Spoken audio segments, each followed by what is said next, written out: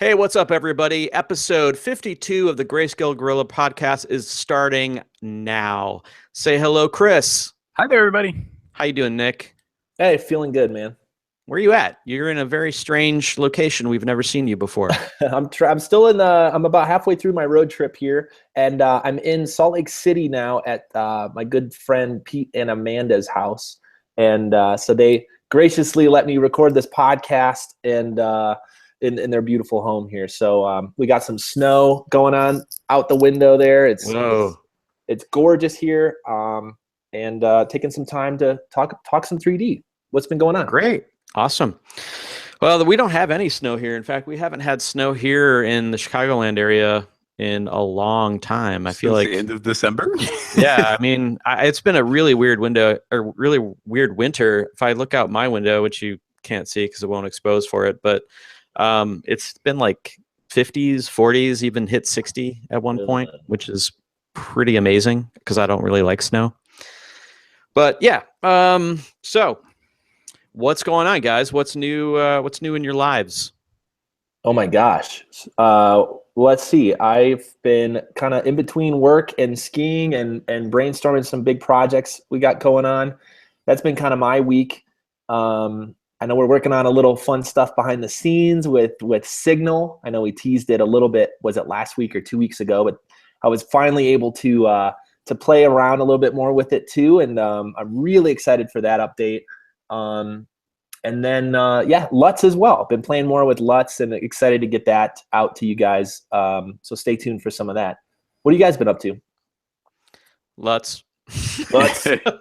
Chad, what happened with that render? You had, so Chad showed me some ideas for the LUTs package that's coming out soon. And you had a great idea for like a 3D rendered promotional video, basically like a way to show the LUTs in 3D.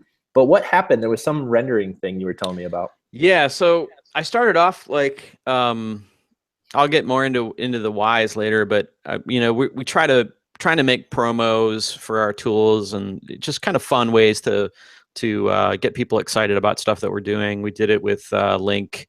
And we've done it before too, even before I was here. So it was one of those things. I started building it. I did one that was live action, and then we decided to do one that was more 3D centric.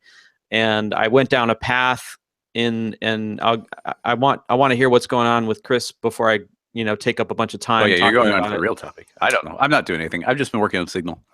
So yeah, you had a lazy week that weekend though, right? Did you watch any movies? Busy week, lazy weekend. No, I started. Oh yeah, my brother convinced me to jump back in and play Heroes of the Storm again. It's Heroes of the Storm, so I did way too much of that this weekend. Is that what kind of video game is that? Board game or video game? It's a Blizzard video game. So my favorite video game company, and I used to play it a ton like 2 years ago, and then I fell out of it, and so playing it again. Nice. So that was my weekend. Well, I spent my weekend kind of rendering and again for the promo thing, and it was an interesting. I learned a little bit. I had a little self-discovery moment. I started off, as all of you probably know, I've been playing around with Redshift a lot, and I think it's a fantastic renderer that's kind of up and coming. It's in alpha right now. And I thought, wouldn't it be cool to do the promo in Redshift? I might be able to find some bugs and really kind of help the beta move that along. And I ended up finding out that it can't do multiple UVs in one shader. And a lot of people, and I think this is a bit of for some people in cinema, this is a bit of a foreign concept, but for me, it's a very natural thing. In fact, I kind of hit up a few artists about it, and they didn't understand what I meant. Yeah, when you were talking about it, I knew what you meant, but I didn't know why you needed it. Okay, so typically, when I say multiple UVs in one material, the reason that I would want to do that is like, let's say I'm going to use one of my skateboards in my background. For those of you listening at home, I have some skateboards on my wall, some old classic decks. So let's say that we had a skateboard in 3D. Let's just say it's this middle one, this Fred Smith deck that I love that was created by Tim Chiappetta. A little shout out to Tim. He also made this one for half res. Anyway, so let's say we're making that in 3D. And we UV the skateboard in Cinema like you would. And you got the design. Maybe you did a quick, top section of the board UV, flattened it out, bottom section done and done. Okay, so now let's say for whatever reason you wanted to add maybe, I don't know, some dirt or some scratches on the deck that maybe go over the corners, like where you can see the wood grain on the edges of the deck. And let's say for whatever reason you didn't UV that out because that wasn't really something you planned on doing, or it's just, you know, too much of a pain in the ass when you could just use a cubic map or something like that. So generally, when you have an object that has a very kind of already pre-laid out UV system, and you just want to be able to add grunge or something on top of it, but not have to adhere to the old UVs, because you want to be able to scale them, you want to be able to change them. So it's very typical to have like several different UV sets for me on one material. And it apparently is not as widely a used concept in cinema for some reason, but Arnold can do it. I don't know if Octane can do it. I haven't. Yeah, I think Octane can do it because Octane has it basically in the actual texture node. You can actually change, make it box, cubic, cylindrical, whatever in the actual. I was going to say, for the sake of clarification, you say different UVs, but I mean, in cinema, we have UV maps specifically, and then we have a whole bunch of different projection types. Okay, so let me clarify. I'm talking about multiple UV tags that are named, okay? Like maybe one of them is a cubic. Let's just use a cube as a thing, you know, like maybe you unwrapped a cube so it looks like a cross, okay? And you saved that UV tag and you named it cube cross. And then you UV it again, and this time you do it all flat, projected. And you name that UV tag flat projected. So in Arnold and in Redshift, it doesn't really work right in Redshift, which is kind of the point I was getting at. You can actually drag those UV tags onto the texture, and it'll just say, okay, I'm going to use this UV tag to map whatever texture this is. And it is a really robust and powerful way to kind of run your materials, because now you can, all of a sudden, you can have a million UV tags on an object and have different mappings for different textures, and your grunge can be a cube map, and it's just repeating everywhere, and it looks great. And then you might have like a decal that's like a flat projection map. Just for clarification again, in Redshift and all these other ones, what would happen if, okay, you have your default layer and that's your normal UVs and that should work. But then let's say you apply a second material, can you just apply it like cubically and not like bake it down, or do they even have a different map? In Octane, yes, to answer your question, in Octane, you can do that. In Octane, actually, this is a cool feature of Octane where you had, let's say, an image you bring in, you can hit UV, it's called, I think, it's a little button that says projection. So each map, you can, behind the scenes, apply a secondary type of projection, whether it's cubic or cylindrical or whatnot. It doesn't create a tag. In fact, you don't even, it doesn't create like any sort of gizmo. It just kind of does it, which is kind of a cool feature actually for adding grunge. You can just hit cubic or whatever and it just works. I guess apparently the spot I was lost at is I thought Cinema 4D's engine was dealing with all the UVs, but apparently it's per render engine? No, not necessarily. I don't know how Octane is doing it with their texture node. Maybe somebody that does know can hit us in the comments. I would love to know. But no, that's it. They are using the UV coordinates of Cinema. But I'm not sure if I'm going to answer this right or not. But the way that Arnold actually used multiple UV tags from Cinema, does that make sense? Yeah. So you can have multiple UV tags on one object, and you can name them, you know, flat, cubic, sure, I've done that like whatever you want, and then you can drag those in Arnold and in Redshift onto specific materials. The idea is that I was creating a Nikon camera of a model of a 3D model of a Nikon camera, and it was pre-UV'd because it was a model that we purchased from TurboSquid. Shout out to TurboSquid. And it was pre-UV'd with you know, all the decals and everything laid out perfectly. But whoever laid it out, the lens part of the camera, didn't lay out the lens the way that you would want to create any sort of smudges or grime on the lens. It was laid out just specifically for the little numbers on the side of the lens, the f-stop and whatnot.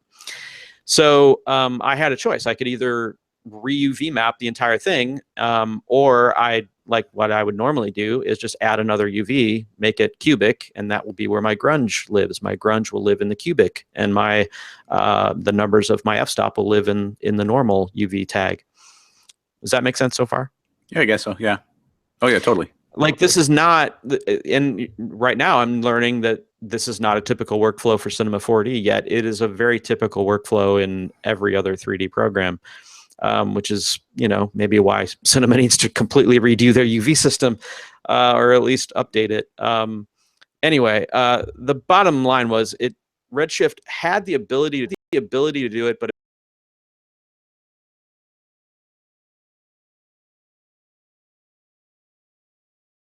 so I ended up saying, okay, you know what, screw it. I'm just going to do it in Octane, and I'll just rebuild it, do it in Octane, no big deal. So I started redoing in Octane, rebuilt all the materials, rebuilt all of the lighting and whatnot, and I started to render, and I'm like, okay, I'm getting like 3 minutes a frame, which is really, really good. Even, you know, like that's really good. But we're talking about a 45-second spot that I'm making, and each shot, you know, I'm giving myself lots of heads and tails because I want to mess with it in the edit. Maybe I'll change my mind about something. So you're talking about like I don't know, over 2,000 frames that needed to be rendered. And so when you think about 3 minutes a frame, you're like, yeah, this is no problem. This is not a big deal. Until then you start multiplying it by that many frames and realizing that that's your only computer, and realizing that it's on GPU and it's going to be running at 85 degrees for the next 3 days.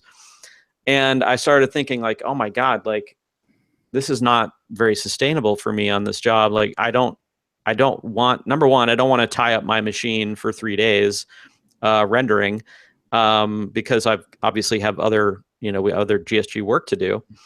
But then also on top of that, like I felt kind of scared to have my GPUs running at max capacity for 4 days straight, heating up this room to God knows how hot. I don't know, it just kind of freaked me out. And then I started thinking like, oh my God, you know, I haven't cleaned my computer in a while. What if there's dust in there? And like, what if I burn something out? I started getting a little paranoid and stuff. And then I'm like, you know what? I'm not going to do this. I'm not going, because basically I started rendering with the first shot. And I'm like, I literally have to like not be on my machine and just sit here and like wait for it to render. And that's when I realized, I'm like, you know what, forget this. I'm going to do it in Arnold, and I'm going to send it to PixelPlow to render, which is, if you haven't heard of PixelPlow, they're an amazing cloud rendering service that we recommend. And they can render Arnold jobs in Cinema 4D and all of our plugins and whatnot. So I decided, all right, that's how I'm going to do it. I'm going to just work on a shot, get it to how I like it, send it off to the farm, start working on my next shot, send it off to the farm, just kind of like, you know, work and send and work and send. And by the time, you know, after like a half an hour, I'm getting frames back from my first submission. And I'm like, okay, this makes more sense for me. And it didn't end up costing that much at all. And it saved me a ton of time. It would still be rendering right now. I probably would have had to pause it if it was rendering on Octane right now. So yeah, it was just one of those things where like I ended up going full circle. I thought to myself, okay, I'm going to do a GPU thing, and it's gonna be great. It's gonna be awesome. It's gonna be fast. And then I realized that like, okay, yeah, the GPU thing makes a lot of sense until you have like a lot of frames. And if that's your only workstation, you don't have another one you can send it to, then you're is there not a farm solution for GPU right now? Like Octane, I feel like I've heard this story before too with Octane people where they're all like hit with a big job and they have maybe even 4 to 8 cards at their disposal, but then they really just need to farm it. And is there just no way to do that right now? I've heard there is a couple places claiming that they can do GPU rendering. I'm not going to name them because I just don't want to I don't want to say the wrong one, basically. And then Atoy was supposed to launch their own, and as far as I know, it's not live yet. But no, from the people that I know, and I'm sure there'll be people on here that'll say, oh, I've done it and it's great. But I don't know personally anybody that's found one that worked. I knew someone that found one and it didn't work, and it ended up being a disaster. And they got a refund and all this stuff. So I think it's really hard to build. You know, a render farm refund is small consolation. Yeah, I know, Because right? by the time you're going to a render farm, you're already like deadline. You're like, okay, I have to pay extra money for this. I need it now. Right. It just falls through, and they're like, "Here's your money back." You're like, "No, no, no, no. That is not what this is about." Yeah, I mean that is kind of just like adding insult to injury at that point. You're like, great, I get my money back, and I just lost this job because my client's all mad at me. But what we called, and I think we talked about it maybe on an earlier podcast, was what I kind of call the octane effect, which trademark, by the way. T-shirts coming soon. Yeah, t-shirts. The octane So effect. the octane effect is that you think that you're set because you're look deving in Octane, and it's super fast, and you're just like blowing through these shots. Things start to get more complicated. Client starts to add more complexity, changes, whatnot. All of a sudden, your render that was resolving in let's say 30 or less seconds on your IPR window, when you now need to render in HD and with all the settings turned up, you're now looking at a render that is not as fast as you thought, and you don't have anywhere to turn. That's the octane effect, because you realize, oh my God, I went down this path and I have no escape plan. And I've had a couple artists come to me about that, and I've heard from artists that literally are trying to buy a computer over the weekend that has a decent GPU in it because they have nowhere else to turn. Like their only solution is to go buy more hardware somewhere. Like I'll go to Micro Center and just buy all the GPUs they've got. I just need to get this job done. And like that's scary as hell. But getting back to the original question, no, there aren't any that I know of. I'm sure somebody's going to hit me up in the comments that there are. I would love to know them, and I'd love to have my friends battle test them and see how valuable or how good they are. I know Pixel Plow is looking at it. So hopefully that'll happen someday soon. But yeah, I mean, so anyway, getting back, I mean, that was kind of when it's all on your machine, you kind of like have to come to this realization, like, am I really willing to sit here and wait for it to finish for 17 hours for one shot and then hope it's right? And then if it's not, wait again 17 hours and not being able to work. So I kind of came to this realization that like Arnold, and you all know that I love Arnold and it's one of my favorites. And it may seem slow compared to a GPU renderer, which makes total sense because it's a CPU renderer, and it's, you know, if you don't have a powerful CPU, then it's as powerful as what you have. But where it wins is that you have an escape plan. So if you get into a situation where you're like me, where I wanted to get this promo out and get it done, I could just, okay, cool, I'm just going to throw it to Pixel Plow. I know it'll be done in an hour, 2 hours, and there it is. And now I don't have to worry about my machine being tied up. So it was interesting. I'm hopeful. I guess it opens up a bigger, more kind of philosophical question about GPU rendering then.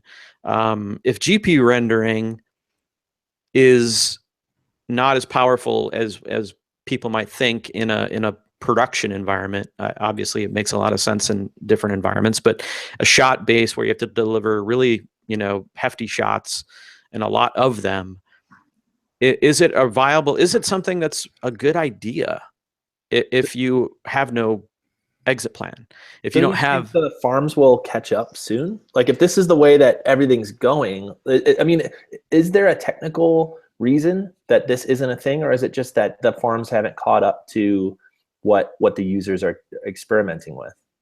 Is there a technical reason why these farms can't have a giant air-conditioned room full of GPUs? I don't know. I would think that for one, it's probably not how they envisioned it when they built their, you know, a lot of them had already gone full CPU. So they built their whole infrastructure around it. But now you introduce GPUs, which consume more power. They kick off more heat. They take up more space. So it's probably a lot of different things, I'm imagining. And they're not exactly good at distribution, you know, like that's why, well, you know, I take that back. I think they probably are. But, you know, I don't know. Maybe I'll ask Ty over at Pixel Plow, and he can tell me what the problems that he's run into and what he thinks the drawbacks are and whatnot. But I mean, then you got to ask yourself, okay, well, if you still need to go to a farm to get your job done, whether it's a local farm that you've built out of a bunch of GPUs or one that will someday exist in the cloud, if that's the case, then what's the and on top of this has all kind of got me thinking lately. I don't know if you guys followed the AMD announcements that came out. We're getting real nerdy here, so just cut me off at any time. No, this is good. We had like 4 weeks of all the like mindset stuff, and now we get into the details. So we had all the people that were like really into like the philosophical stuff, and then and they were like getting all I want to nerd out, and then so this one's I guess for the nerd. It's a good balance here at the Greyscalegorilla podcast. Well, a disruptive announcement came, I think it was about a week ago, I believe, where AMD, who's been largely off the radar for me at least for a long time, I don't think about them at all really. They announced these new chips, these new Ryzen chips to compete with Intel.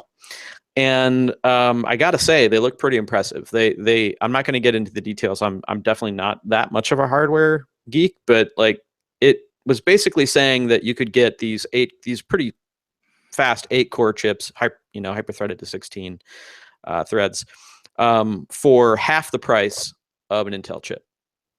So that's huge, right? Because now, I mean, that's the Intel chips got to be so expensive, and I know because I put a couple of the Xeon 8 cores in my workstation, and it was the most expensive component in my machine. And it's really kind of gotten out of control, I think.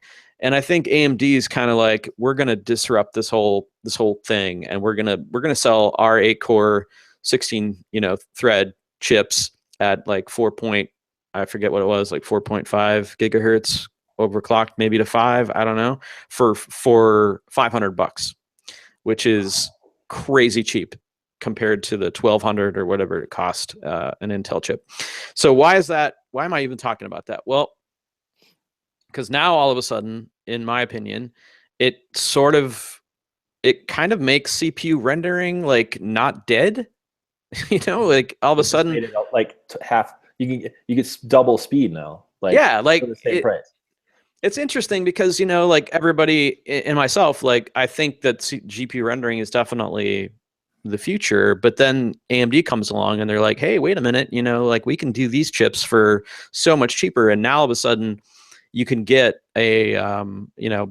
possibly get 2 of those. So then you'll have, 32 buckets going for a lot cheaper than you used to. So now it becomes a little bit more affordable to get a second machine to just do all your rendering on or whatever. But then, all these things, you think about it and you're like, okay, well, that's interesting because now maybe CPU rendering isn't dead. Maybe the farms out in the world, if Arnold, like say, becomes GPU and CPU exchangeably, then it's like, okay, well, if they can do that, and I send my job using Arnold, and let's say Arnold GPU's out and it's interchangeable, which I don't know that it will be, so don't quote me on that, then it doesn't matter. It doesn't matter if it's done on a GPU farm or CPU farm, it's whatever. But for home, it makes a lot of sense because now I can afford to have a second machine in my office because it doesn't cost that much. So it's just interesting, Yeah, I think well, it'll be cool to see how that plays out for sure. And as always, comments, man. We love seeing those of you out there that might, be looking at this stuff and maybe even buying some of this stuff. Are those AMD chips out? I think they are, but I don't know of any place that has already got motherboards and like selling full systems yet. And the Cinebench scores were pretty decent on these machines. I think they were like, I'll put them in the show notes, but I want to say they were like just under 2,000. I think. Yeah, if anybody out there is looking into this, we'd love to hear from you guys too. Like in the comments, as always, like we love continuing the discussion because these are kind of like early early news for this stuff. So if you guys have any feedback, man, that'd be Yeah, I'd love to know if anybody knows of any like reliable GPU farm solutions. Hit us up, man, because there's a lot of people I know that would Mhm. love to know what they are. Well, I have a quick question before we jump into like our main topic too.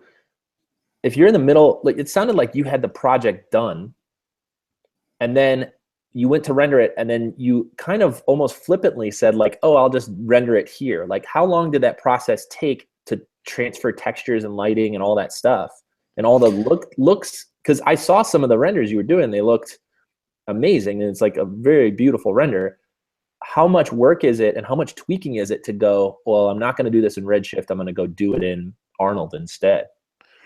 Well, it wasn't as I flip flop all the time. So for me, like going from one to the other, it's not so bad. I will say that because Redshift is still in alpha, that it took me a bit longer to even, but that was the first thing I started in. So like everything was kind of new at that point. I did a previs, all just kind of gray shade with no rendering at all, just to kind of work out my timings and my camera and my edit and all that sort of stuff. And then once I decided Redshift, I was like, okay, well, let's just start this off. I started building out my shaders, started getting everything, UV'd and set up correctly. And that was the most time consuming process, is just kind of like figuring out what it was going to look like. And so then once I knew what it was going to look like, and I'm like, well, I can't use Redshift, I'm going to go into Octane. It was really pretty simple because I had already made all the textures. I already kind of knew what I wanted. So it was just about like rebuilding the shaders, from scratch. And Gotcha. there were some things that were kind of like, I don't like about Octane, that, I just kind of found workarounds for. Like, I'm not really keen on the fact that there's no light linking. So I couldn't art direct some things the way that I wanted to. But it was okay. I was willing to forgo that because it was fast. And then, when I ran into that whole problem that I talked about and I ended up moving into Arnold, that was probably the easiest for me because I had already been building a pretty robust Arnold material library. Back when, we were talking about doing the everyday carry material libraries for Arnold. So I literally had every metal that I had made and all the plastics and all that stuff. So literally when I was starting in Arnold, I was like, oh, I'm going to need this. I'm going to need plastic. I'm going to need wood. And I'm going to need this. And so then that was just kind of like, oh, look at that. Pretty much done. Although the big difference between the three, I did in-camera depth of field on Redshift. I did in-camera depth of field on Octane, but I did not do in-camera depth of field on Arnold because Arnold and depth of field just don't play nice together on macro shots, because depth of field takes so many damn rays to clean up and not make noisy that it was like impossible to get to converge like on a clean image in Arnold with a macro depth of field. And then I kind of just came to my head and I came to my senses and I was like, what the hell am I doing depth of field in the camera for anyway? I never used to do it that way. I only started doing it that way when I could and using, GPU rendering because it was like, oh, novelty. I can do in camera depth of field now. And so I said to myself, I'm like, screw this. Like, I'm just going to do it the way I used to do it with lens care, like, a normal production with a Z pass and lens care. And so that's what I did. And now I was talking to Trevor about it. And I'm like, because Trevor, Kara and I, we hit each other up all the time. And I was hitting him up through this whole process. And I'm like, dude, I think I might be doing it in Arnold after all. And he's like, I knew you'd be back. He's like giving me shit about it. And I'm like, well, it literally, it made the most sense. It got the look that I wanted. And I could send it off to a farm and not have to tie up my machine so I could work on the next shots. And really that's what it came down to. So when will this video that we've been talking about, when will people be able to see this thing? Because I personally have seen some shots from it and it's looking pretty cool. I'm excited to get it out. Yeah, I mean, I'm going to work on it today. Well, it was fun, like, so to answer your question, probably this week, sometime early this week. But it was a fun process for me because I love like making spots and telling stories and whatnot. I mean, it's nothing crazy. It was basically like we wanted to make a little promo, so I kept it very contained and very light. And I wanted to, just get something out that kind of showed off the Gorilla Grade LUTs that we're going to be promoting. But yeah, I mean, I love doing those things, especially when after being at DK for so many years and like doing those things a lot, making commercials and whatnot. It's just like something that I like doing, and like being able to do it for the company that you're working at is a really cool thing, because now I'm the client, like Yeah, you're the client and the artist. I know, That's it's always awesome. Like I was chatting I don't remember who I was chatting with, but they were like, I was asking them what they were working on, and they're like, "Oh, I'm working on this thing, man. This client just like flip flopping, just being a pain in the ass." And I'm like, "Yeah, don't miss that." And then here I am flip flopping myself, like, "Oh no, you're not going to do it in this renderer. You're going to do it in that renderer." So, yeah, I guess I'm my own worst enemy. Yeah, you made it hard on yourself, man. That's all right. For the love of the game. Well, I'm excited to see that, man. And as always, yeah, not only the comments in YouTube and stuff are really helpful, but if you guys want to see show notes for all this stuff, we always put them out on not only YouTube, but also on our podcast as well, on our blog. So hope you check it out. What's the main topic today? Well, we were going to talk about color, and I know that seems like a really vague topic, but it kind of all started from this comment that had started on the Redshift Slack, and then kind of other people started tweeting about it, and then I was even talking to Sakani. I don't know if you guys know Sakani, but he's a cool guy, and we were talking about color, and I feel like there's color is like this thing that I sort of think I understand, and then somebody will say something, and then I realize I don't know anything about it at all. And it's one of those things that it's really hard to wrap my head around when you're talking about color, both in a 3D application and how it gets displayed on your computer and all these things.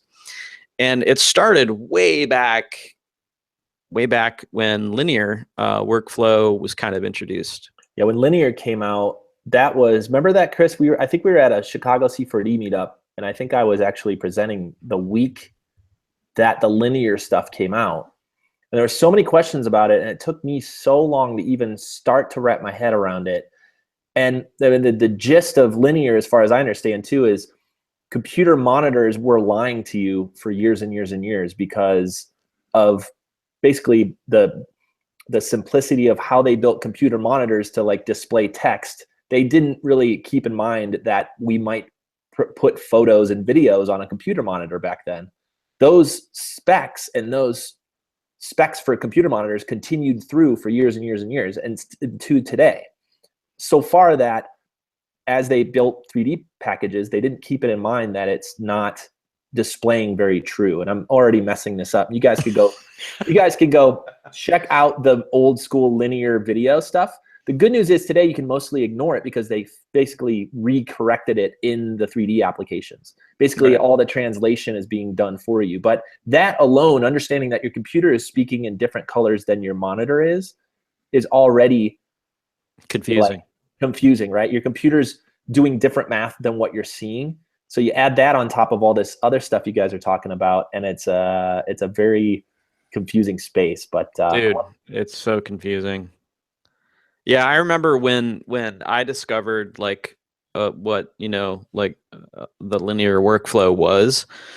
It was before any of the apps decided to take it out of your hands and just will handle it. So if you didn't know, I think I was at Somersault, and you might have been there, Nick. Were you there when did I show you that? Like here's what your color looks like? Because I think you did a post. Yeah. You were one of the main dudes that actually had it wrapped around you. You had it in your head at least a little bit, enough to explain it to me to make it make sense for sure. You were showing me like, here's what you think you see, and here's linear, and this is why it's way more beautiful. I'm like, yeah, blew my okay, mind. It just now totally this blew my matters. mind. Yeah, so that was like, you know, the whole 2.2 gamma thing, and I'm not going to get into detail too much on that because that's kind of a rabbit hole, but it, you know, it did start this whole kind of thought process in my head. And like, once that kind of came around and every app decided, okay, yeah, we're gonna make sure that we handle this the correct way. Maya does it now, Max does it, Cinema does it. So yeah, that was like, okay, cool, that's figured out. We're done, right? And like, I guess maybe we're not done, because somebody, I was talking to somebody on the Redshift, I almost said Redshift Slack, and they were mentioning like, I really wish I could load color profiles or LUTs into Cinema 4D, and I was not understanding why you would want that in your 3D application, to be baked in. So for those of you that don't know, like, okay, so in, for instance, Octane. In Octane, you have different film profiles that you can select. And I don't know how they're doing it under the hood, other than they have a bunch of different film stocks that you can choose from. It'll drastically change the look of your image because it's trying to emulate these different film stocks. Generally, I choose linear because I don't want any of that crap baked into my render. And I render it out linear. I bring it into my After Effects or whatever, and I grade it. I make it look pretty with a LUT or whatever, a Gorilla Grade LUT, and, you know, just kind of like work with it that way. This person was saying, I want to be able to make artistic decisions with that look or film response curve applied in my 3D application. Like, I want to work not in sRGB color space, but in some other color space. And I was kind of like, well, why would you ever want to do that? And I understand, like, my workflow is not everybody else's workflow. And if he wants to, let's say, maybe that helps him understand how he's going to light his shot or whatever, I think then yes, it should be, I think you should be able to apply a lookup table or a color profile in the picture viewer or in a frame buffer of your choice, whether it's Arnold or Octane, whatever, and have it be non-destructive. I think he was wanting it to have the choice to have it be baked in or not baked in. But it does kind of like make you think, okay, well, that discussion is interesting, because I guess what they were saying and other people were saying was that the response curve of sRGB is not pretty and linear is linear. It's like if you were a DP and you went out and you shot something. Most DPs, you know, when they're shooting, they are using a LUT when they're shooting. They're not looking at a log image, because a log image is very flat and washed out because it's got all the detail, you know, preserved in the frame. They use a lookup table, a LUT, to convert that into something, usually sRGB or Rec 709 or some sort of other LUT that brings it to a slightly more normalized, or what, I don't even know the term, but so it doesn't look washed out, basically. So imagine if you're a DP and you're shooting with your grade, your color grade applied while you were shooting it. Would that change your decision-making process while you're shooting? Right. You know? Yeah, it's an interesting discussion because of the way that those were made, right? Like, so to me, LUTs and the ability to see your look on set is really a smart move, right?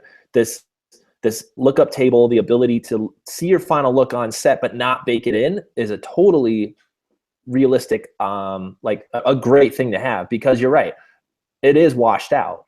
And so if you take that to 3D world, it's actually, there are two different types of people that I meet. One is more like you, Chad, that you want all the detail coming out of 3D the same way that a log would come out of a digital camera, with as much detail and as little contrast really as possible. You want all the shadow detail, all the highlight detail. You're basically exposing for both, then throwing it into your compositing app, and then adding the contrast. So that's one way to do it. The other way to do it, and I have seen people do this, especially people using a lot of like Octane, that they'll do the look dev, the full look dev in Octane, so that they do minimal compositing. And that does save time, right? But it is less flexible. So if you're doing quick turnaround and you can look at the screen and the client agrees, like, this is the way we want it to look, and you could render it out directly of Octane or wherever, then that does make sense. But it does limit your flexibility, because if you want to then go pull out the detail, it might not be there because it's all crushed down. You're making me think of the behind the scenes in the movie Sin City, because in that movie everything is green screen. Like there's almost nothing in the way of props or your scenery on that, and then the actors. So it's like, okay, the artists can do anything in the world with it. You put them in any background, any environment, do anything you want. But then the actors can't see what they're supposed to be interacting with and cannot give like the kind of performance that they want to. So there could be a type of person who can kind of project themselves into the future and be like, I know what I'm going to do with this. And there's a different type of person who, or even just a different, spot in their career maybe, where they're like, no, I need to be able to see where it's ending up before I get there. Yep. I think you've hit the nail on the head there, Chris. And you couldn't have put it better, really. It really is like you can either picture how you want to or where you can take it in that comp and know, okay, yeah, I'm going to do this, I'm going to do that, and it's going to bring this out and crush this. Or you maybe, like you said, maybe you haven't done it enough yet to really kind of have that that ESP. So doing it right there, you're able to be like, oh, let me try this, let me try this, let me try this. Oh, that looks cool. Let me bake that in. Like I could see the appeal. I could totally see the appeal. I think, and I said, I do think that it should be possible to load in. I would love to see it in cinema, in the picture viewer, an ability to load in a LUT. I think that would be fantastic. If you could bake it into, great. I wouldn't. For me, it's not really something I would do, but it sounds like other people would be into that. So hopefully that'll happen someday. But to build on this topic, another thing that kind of like got me scratching my head was this video that somebody had put together about a tool for Blender called I think it's called Filmic. I don't want to butcher this, so let me just look it up really quick. Blender. The secret ingredient to photorealism. Yeah, it's called Filmic Blender. Okay, so somebody tweeted me and said, "Hey, what do you think about this Filmic Blender thing?" And I'm like, "Well, I don't really know much about Blender, and let me check it out." So what this video is saying is like the secret ingredient to photorealism is dynamic range, and a lot of renderers and 3D programs don't really have dynamic range figured out, especially Blender, apparently. Because, and it all comes down to energy. And again, I'm not an expert in this. If I get any of this wrong, I apologize. And hit us up in the comments if you have something, more intelligent to say on the subject. But anyway, basically what it's saying is that, the sun is much, much brighter than this light that I have in my office here. Yet in most 3D applications, if you were to throw the sun into a window and render it out, not most, I'll just say in Blender, because it is a weird Blender thing as I'm learning. If you threw like a sun in a window in a 3D scene, then it lights up the room with some GI, but it's still fairly dark. Whereas if I were to open up my window here and let the sun come in, this room would not be dark. It would be pretty well lit because the sun is really, really bright. And it's like I'm I'm just going to break this. I'm going to use terms that I understand, which is not. I have to kind of lower it down a little bit in terms of complexity for myself, really. Which kind of like led me to believe, like, okay, well, yeah, the sun is really bright, and I used to like. You don't really think about that because, like, when you create a sun system in most applications, you hit render, and there's your sun, and it's exposed perfectly, and you don't think about it. But like, think about it, and this is more, I guess we're getting into more philosophy, I guess, on energy and lighting in general. But should a 3D program have a physical camera that works the way a real camera does? And if you were to, because I remember back when I used 3ds Max and V-Ray, they had a physical camera. And if you were to create a sun sky system in V-Ray and Max, like make it and you hit render, your whole frame would blow out to white, just like blow the hell out. And you had to create a physical camera and expose for the sun. You had to like, okay, let me bring my f-stop up, let me bring my change my ISO, and then you could see your scene because it was a physical sun. It was bright as hell. And I don't know that I've seen that since then in any other program. And it got me thinking, like, okay, well, is energy just a number? I could just turn the sun up in Arnold and make it 10 times as bright as this. But it does kind of make you think, right? Am I crazy? No, I think what you're describing too is maybe two different mindsets. And it is almost like a philosophical difference. So if you think of a painter that's trying to make something look realistic, they're using tones and brightness of paint to emulate how the final look will be. Let's say that there's a window and a sun coming in. Picture like a V-Ray scene, beautiful indoor V-Ray scene, but a painting. Well, they don't have that limitation, right? There is no whiter than white as far as paint goes. You can't, there's no 32-bit float there, right? So they have to learn what the translation is from looking right, and that's about it. So that's more of an artistic decision. And it takes a long time to figure out what tones kind of give that vibe. So let's call that the art way. Then there's the technical way, which is, all right, we're gonna flood this with a bunch of light.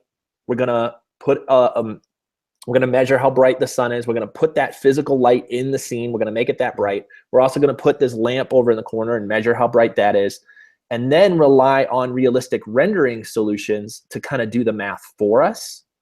And then there's that way. Let's call that the photographer's way. Well, that's the physical way. Yeah, which is the physical way, which is how a photographer would do it in real world.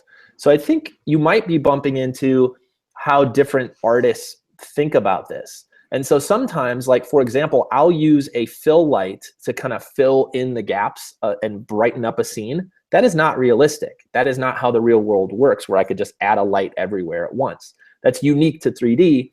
But it does solve a problem of really dark images and adding a lot of contrast, or adding less contrast, right? Like filling in those gaps. Somebody else that is relying on technically setting this up as if it were a physical world. Now I'm thinking of, like, why Lightkit Pro I think has become such a big tool is because people understand how lights work, and they just set it up like they would a studio and hit render, and you're good. So that's how my brain works, is more physical, and somebody else might do it in a more painterly way. Does that maybe fall into how this works? Yeah, I think so. I mean, it's an idea of dynamic range and energy. And if you're, to me, like, I want the ability, I want to have it all, right? I want to be able to say, I want to be able to plug in the right numbers and have it look real. But then I also want it to be completely art directable. And I think that's kind of the goal for any artist, really, is to get a realistic room, like we talked about with the light coming in and having light bounce around and the energy feel physically plausible and real looking, isn't something that I want to spend a lot of time doing. It should just be able to do that. However, if I want the ability to change it, like maybe I really want the room to be really dark, then I want that ability too. But I just thought it was interesting that, and as I found out watching the video, apparently Blender kind of limits energy somehow. I don't know. Like it was weird. Like it has this like limitation that I think they made this tool to kind of get around. That's cool. But it did make me think about it, like about light and energy, and you know, HDRIs and all these sort of things. Like, you know, and I remember at one point I used this renderer called Indigo. I think it was, yeah, Indigo is like a, it's almost like a light simulator in the way that Maxwell kind of is. And it was really crazy how real it looked right out of the box, like not hardly doing anything, you know, because it really was like a light simulator. And the energy that's bouncing, it just felt so like, oh my God, I hardly did anything. And it looks absolutely, you wouldn't question the lighting not looking real. And I'm thinking about that. And I'm thinking about like, well, wow, you know, what are they doing that's so different than other renderers are doing, either, you know, Physical, Arnold, whatever. And it really comes down to the dynamic range and the energy that's transferred from light to a surface. And it's just an interesting thing to think about. Like, you know, do you light your scene based purely on your eye and just being able to like paint the image by putting lights where you want? And, you know, you have a sun, but its intensity is only like 2 times of like what a other incandescent light would be in your scene, even though it should be more like whatever it is, 10 or whatever. Like, you know what I mean? Like, what's the right way to do it? Is there even the right way to do it? That's the thing. I don't think there is. So if what we're making, you know, at all times, whatever is rendered out that is beautiful that you and your client like, let's say mostly your client, but let's say everyone's happy, then everyone's happy. Like, right. But it's also about how you interpret how that works. Like I said, to me, it makes more sense to be physical, but I break the physical rule all the time to cheat, to bring in, you know, things. So think about in the real world, if I were to take a picture of a chrome sphere, my reflection would be in it. The lighting reflection would be in it. And there's no checkbox that I could do other than fix it in Photoshop to remove those potentially like imperfections in the photo, right? So in 3D, we have the ability to take photos of things that are technically not possible. Like we're able to take the photo of the chrome sphere without the camera being in the reflection, which is impossible to do in the real world, right? So if you think about those two things, what is more realistic and what makes more sense to work in? And for me, I think the best of both worlds is having it as close to real as possible out of the box, but having the ability to cheat it at all times. I mean, I think it's really up to the artist and up to the workflow speed too, right? Like how detailed can we get? Right. And I you know, yeah, it's interesting. You know, it's just stuff that it fascinates me and also confounds me. And I'm always like, just when I think I have a handle on it, somebody will like hit me up and I'll be like, I guess I don't have a handle on this. Well, and maybe to transition to, and Chris, I know you've been on a journey for learning about lighting and stuff like that. So I want to hear what you think too. My obsession of learning about lighting and how it applies to 3D, it actually started with you, Chad, when I was asking you, you know, how to make my stuff look more realistic. You were the one, and I've told this story, and sometimes, you know, I don't think people understand. You're the guy that told me, Nick, you take photos, you know how like studio lighting works in a photo studio, just recreate that lighting in your 3D application and it will be similar. It'll help you get the more realistic looks. And so like literally I credit you to start up Light Kit Pro, right? So residual checks in the mail. Right. And then I had to hire you, you know, that from then on, it was, I have to get Chad on the team. But to wrap it up, you know, since then, the pursuit of looking at how light works and how textures work has been very interesting. And I encourage anybody out there that that's still listening, right? That's like technical to like get through this stuff, and you guys want to learn more about how this works. So much of it applies. The more you learn about how physical textures and how physical light actually hits our environment and hits our eyeball is how these engineers are really thinking about how to build these renderers. And the more that you can understand what that, it's almost like language. It's almost like a language translation. If you can learn a new language, you can then translate very easily between different renderers and how they work, and understand physically how these calculations are being made, because you're learning about it in the real world. And the more that you can understand how the real world works, the more you can apply that to your scene. And to your point, Chad, the more you can break it to suit your needs and your client's needs. Yeah, I think one of the things that I always tell new artists to do is, like, even if you're not interested in photography, even if like you don't really ever want to be a photographer, learn how a camera works, because that is going to inform how you approach lighting, how you approach composition. Everything in 3D can come from lighting, and shot composition and whatnot can come from learning photography. I'm talking about not just like, learning how to set up a shot properly, but learn what an f-stop does, learn what the ISO does, put your camera, if you have an SLR, put it on manual and go take pictures and go mess around with all the settings and learn what they do, because they all transfer into 3D and they can all make your stuff look more photographic. We have to get Chris in, because I know at this Chris point. I've got no. This is just a listening podcast for me. I knew it would be when you're talking about lighting, even at the technical end of it. Well, we got it on UVs. We talked a little bit about that. Well, yeah, that's true. Is there anything, Chris, that you've bumped into? I'm so fascinated by your journey through a lot of this lighting stuff that I know you maybe even weren't interested in the first place. But as we started working together, and you started even using some of the plugins early on that I developed, and then you guys started developing. How do you view lighting in 3D in general? Like, if you have a scene, what's your process? Well, my process now is throw in HDRI Studio and then pick the scene I like, and now I don't have to think about lighting, which has been my solution there. I mean, for me, complicated lighting was just like setting up something that kind of looked like outdoor lighting.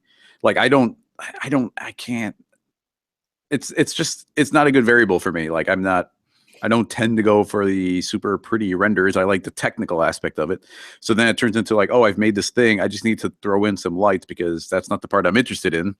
And so like I never get to the point where I'm like trying to think about a rim light. Like if you watch any Ask GSG, I'm like, I guess we need some lights. So I'll create 3 lights. One's there, one's over there, one's behind us somewhere, whatever. We got lights now. Like it's just not something I think about. So those few times when I kind of would be working on a render, like I did a couple like indoor renders where I was kind of making a more realistic scene. Then it's like, okay, let's try and like intentionally have the light be overblown and the skylights and whatnot. And so the few times, it's only interesting to me when I'm tackling it as a technical aspect that I find particularly interesting in that scene. And so it's not something that crosses over to other things. So like, it's just, I'm kind of uniquely positioned that I'm bad at lighting and I don't care that much. Well, where meanwhile, if I was doing client work, that's one of the most important things. Well, I like that. I like that you use our stuff too, because it means that it's working. So that's good. Yeah, for everybody out there who doesn't know what they're doing lighting wise, like get HDRI Studio, and then you can and then boom, you instantly get good reflections and good lighting, and you had to click like 2 buttons, and then you don't have to think about lighting. And if you know what you're doing with lighting, then you get Light Kit and you build your own lights. Well, getting back to the UV thing, then I feel like did that make sense to you? The idea of having multiple UVs in one material? It's not a workflow I do really. I was just curious. It was something I assumed that was what was throwing me off was I assumed that there's a lot of stuff that cinema does, and then the third-party renderers do certain other things. And to me, they do lighting and texturing. That's what they do. Lighting, texturing, and then the rendering of those things. So I always thought that in all the renderers, they were still doing the same projections that cinema does. Like it was the same material tag effectively applied, but the algorithms, once it strikes the material, were different. But you're saying that the different renderers even have like different projection types, and they apply that stuff differently. I didn't know that was a variable that was taken away from cinema. I thought that was definitely in cinema. I can't speak to how Octane does it, whether or not it's doing it through its own means or if it's doing it through the normal cinema means. But that's the only one that I know of that has like an under the hood kind of like, I'm not sure if this is a cinema UV thing or if it's something else, but the rest of them are just using cinema UV tags. One interesting thing though that I wish other renderers had, that which is called a triplanar map. Have you ever heard of this before? Yeah, I think so, in the context of video games, I think. So and this is something that is like kind of become my go-to because I'm just kind of lazy and I don't like to UV if I don't have to. A lot of times if you have like a hard surface with a lot of like little nooks and crannies, or even if it's a soft surface and you just don't want to take the time to UV them, you can use what's called a triplanar mapping, which basically is projecting. It's a cubic projection that feathers the corners. That's the best way to describe it. Okay. So it's kind of that makes sense because cubic is my go-to. Yeah. Yeah, I mean it's imagine having cubic, but the corners feather in and you can control how much they feather. And it's a super useful technique. You can use it in Arnold using a third-party thing for the AL shaders, and the AL triplanar mapping is what I'm talking about. And I just wish it was like a standard, because you realize how quickly you can become dependent on that when you're adding imperfections or grunge or something to an object. And you if you're worried about fingerprints, they don't have to be perfect. You don't have to write UVs, just cubic with feathering, done. Totally, yeah. And using a triplanar map like that is great because you don't ever have to worry about like, is the camera ever going to reach that spot where the cubic map meets an edge that it can't figure out, and it gives you that weird jaggy line. So yeah, it's definitely something that I wish there's some people and some renderers doing some stuff that I'm just like, why is this not how it is everywhere? Anyway, soapbox. Stepping down. Well, I as always, please let us know your thoughts.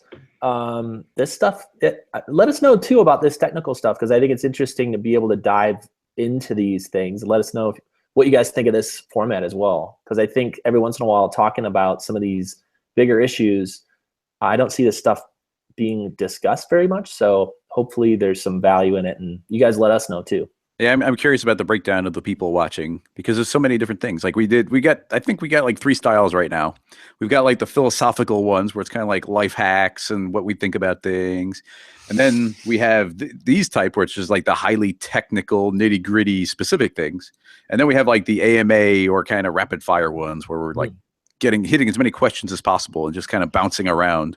So I'm curious where the breakdown is. And I mean, I think like most things, the best of balance is probably a little bit of all of them. I think we have a new guest here. Oh yeah. What do you think, Coop? What do you think? What's your favorite kite podcast, buddy? No? Are you the only one home there? I think somebody might be here too. We might have some friends coming in soon.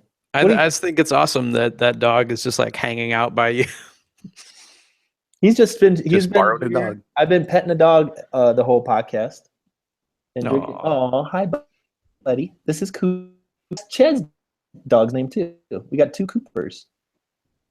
That's awesome. Well, more dogs.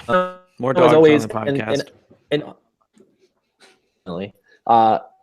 also topics. We get a lot of our topics from obviously things happening the week before the show, like today, but also if anybody has stuff that you're struggling with right now in your career or technically, or like I said, I think Chris kind of laid it out in a good way. Questions, bigger topics, and also nitty gritty. So let us know what you guys are thinking of, and we'd love to talk about it and see how much we know about it. Yeah, definitely. Well, yeah, we jump all over the place.